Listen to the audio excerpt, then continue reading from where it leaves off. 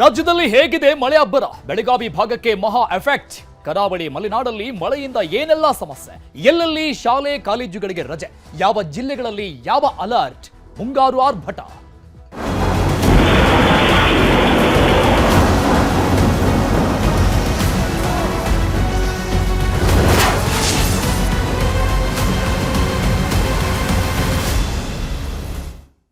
ಕಳೆದ ಒಂದಿಷ್ಟು ದಿನಗಳಿಂದ ಮಹಾರಾಷ್ಟ್ರದ ಪಶ್ಚಿಮ ಘಟ್ಟಗಳಲ್ಲಿ ಭಾರಿ ಮಳೆ ಆಗ್ತಾ ಇದೆ.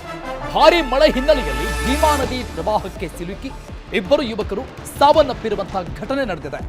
ಭೀಮಾ ನದಿಯಲ್ಲಿ ಕೊಚ್ಚಿ ಹೋಗಿದ್ದ ದನಗಾಯಿ ಯುವಕ. ಆ ಭಾಗದ ನದಿಗಳು ಉಕ್ಕಿ ಹರಿತಾ ಇದೆ.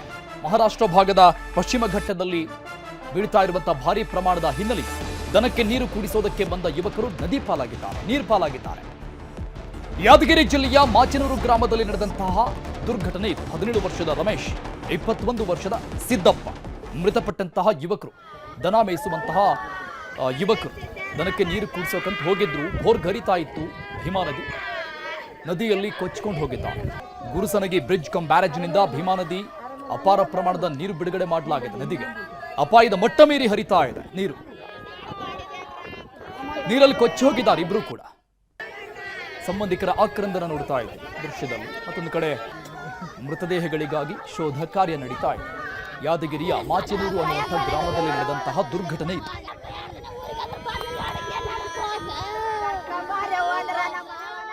ಈ ಸಂಬಂಧಪಟ್ಟಂಗೆ ನಮ್ಮ ಪ್ರತಿನಿಧಿ ಗಣೇಶ್ ಪಾಟೀಲ್ ಅಲ್ಲಿನ ಪ್ರತ್ಯಕ್ಷ ವರದಿ ಕೊಟ್ಟಿದ್ದಾರೆ ನೋಡಿ.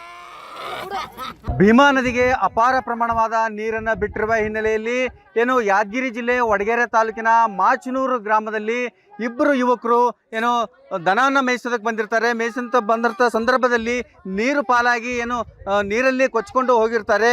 ನೋಡ್ಬೋದು ಅವರನ್ನು ಶೋಧ ಕಾರ್ಯ ಮಾಡೋದಕ್ಕೆ ಒಂದು ಅಗ್ನಿಶಾಮಕ ದಳದವರಾಗಿರ್ಬೋದು ಮತ್ತು ಜಿಲ್ಲಾಡಳಿತ ಸಿಬ್ಬಂದಿಗಳು ಕೂಡ ಇಲ್ಲಿ ನಿರಂತರವಾಗಿ ಅವರನ್ನು ಹುಡುಕ್ತಕ್ಕಂತಹ ಕೆಲಸವನ್ನು ಮಾಡ್ತಾ ಇದ್ದಾರೆ. ಅವರು ಕೊಚ್ಚಿಕೊಂಡು ಹೋಗ್ತಕ್ಕಂಥ ಒಂದು ದೃಶ್ಯವನ್ನು ಕಣ್ಣಾರೆ ನೋಡಿರ್ತಕ್ಕಂತಹ ಗ್ರಾಮಸ್ಥರು ಕೂಡ ನಮ್ಮ ಜೊತೆಗಿದ್ದಾರೆ. ಅವರನ್ನೇ ನಾವು ಈಗ ಮಾತಾಡ್ಸೋಣ. ಹೇಗೆ ಸರ್ ನೀವು ಅವ್ರು ಕೊಚ್ಕೊಂಡು ಹೋಗೋದು ನೋಡಿದ್ರಿ? ನೋಡಿ ಸರ್, ನಾನು ಬೆಳಗ್ಗೆ 9:30ಗೆ ನಮ್ಮ ಮೋಟರ್ ಸ್ಟಾರ್ಟ್ ಮಾಡಕ್ಕೆ ಬಂದಿದ್ವಿ. ಒಂದು ಹುಡುಗ ನೀರಿಗೆ ಬಿದ್ದಾನ, ಸಿದ್ದಪ್ಪ ಅಂತ ಬಿದ್ದ. ಸಿದ್ದಪ್ಪನ ರಕ್ಷಕ್ಕೆ ಹೋಗಿ ರಾಮ ಹಿಡ್ಕಕ್ಕೆ ಹೋಗಿ ಇಬ್ಬರು ಹೋದರು. ನಾನು ಒಂದು 250 ಫೀಟ್ ದೂರದ್ದೆ. ಬರೋದ್ರೊಳಗೆ ಬಾಡಿ ಮುಣಿಗೆ ಹೋಗಿದ್ದು. ಇದೆ ಕೆಳಗಡೆ ಹರ್ಕೊಂಡು ಹೋಗಿ ಇಲ್ಲೇ ಅವ್ರಿ ಶೋಧನೆ ಕಾರ್ಯ ನಡೆದದ್ರಿ. ಫೈರ್ ಸ್ಟೇಷನ್ ಹಾಗೂ ತಾಲೂಕು ಆಡಳಿತ ಮಂಡಳ, ಪೊಲೀಸ್ ಸಿಬ್ಬಂದಿ ಅವರು ಎಲ್ಲರೂ ಬಂದು ಶೋಧನೆ ಕಾರ್ಯ ನಡೆದ್ರು.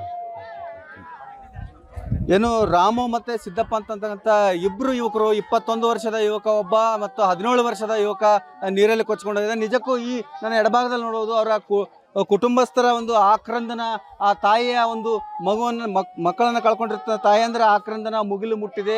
ನಿಜಕ್ಕೂ ಸಹ ಇಂತಹ ಒಂದು ದುರ್ಘಟನೆ ಆಗಬಾರ್ದಾಗಿತ್ತು. ಏನು ಜಿಲ್ಲಾಡಳಿತ ಏನು ಮುನ್ನೆಚ್ಚರಿಕೆಯನ್ನು ಕೊಟ್ಟಿದೆ, ಯಾರು ಕೂಡ ನದಿ ಪಾತ್ರಕ್ಕೆ ಹೋಗಬಾರ್ದು, ಹೆಚ್ಚಿನ ಪ್ರಮಾಣದಲ್ಲಿ ನೀರನ್ನು ಬಿಡ್ತಾ ಇದ್ದಾರೆ, ಇಂತಹ ಅನಾಹುತಗಳು ಆಗುತ್ತೆ ಅಂತ ಹಿನ್ನೆಲೆಯಲ್ಲಿಯೇ ಜಿಲ್ಲಾಡಳಿತ ಎಚ್ಚರಿಕೆ ಕೊಟ್ಟಿರುತ್ತೆ.